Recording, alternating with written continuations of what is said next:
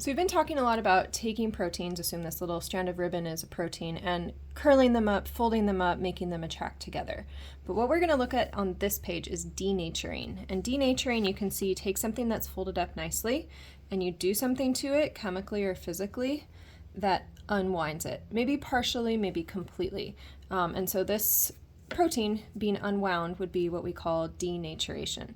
Now, in contrast, if we go back a few slides, remember we talked about primary structure and how we could actually hydrolyze bonds, and that would be chopping this protein up.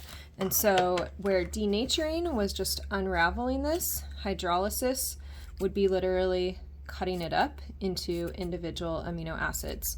Going to take much harsher conditions than just to denature it, okay? So let's take a look a little bit at denaturing. And you'll find that you actually do this a lot if you cook at all.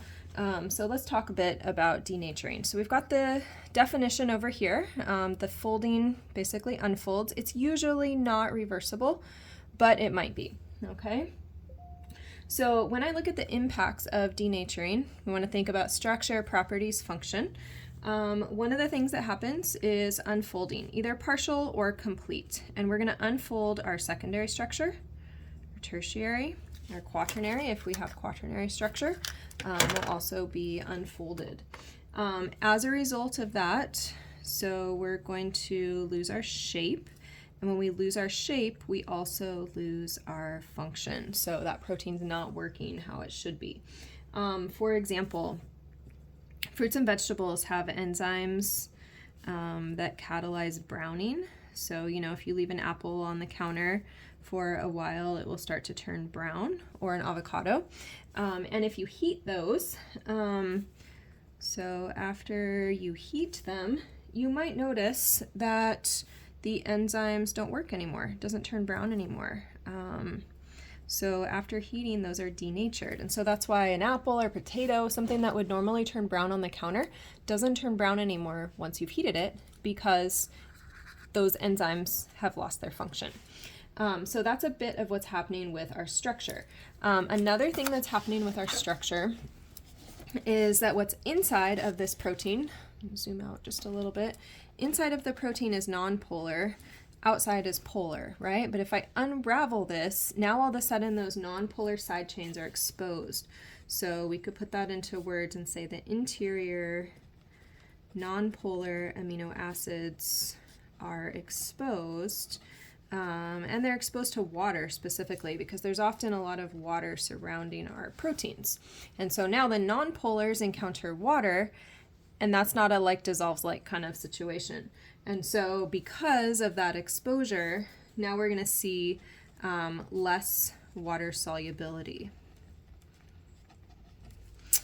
So for example, if you have egg whites are kind of watery right before you cook them, but egg whites after heating, now they don't seem so watery anymore, right? If you think about an egg cooking, now they're solid and they're not going to dissolve in water once you cook those egg whites up, which are protein. Or another example would be milk proteins. So casein and whey are two of those. So milk proteins, after acid is added, you start to get curdling, is our word for solids forming. And so if you have chunks in your milk, then that is telling you that those proteins have started to unwind and are less water soluble because of those nonpolar amino acids that are now exposed. So we can do a short exercise here to kind of practice this concept. We have some causes of denaturation up here. You can see some of those are heavy metals. They're also listed over on the left here. So heavy metals can break disulfide bridges. If we add a strong acid or base, those are going to protonate and deprotonate side chains, which is something we've been talking about in this chapter already, and that's going to weaken attractions. Polar attractions, maybe we have heat or just shaking or whipping with a mixer. And then nonpolar, again, heat and shaking. So there's some of the things that can cause us to basically unravel, okay? We can think about stresses that make things unravel. So if we can think through the type of side chain that would be present and why this might weaken. So this will be a good chance to, again, get your amino acid table out. So threonine, if we look that up, that's a polar amino acid. Serine, also a polar amino acid.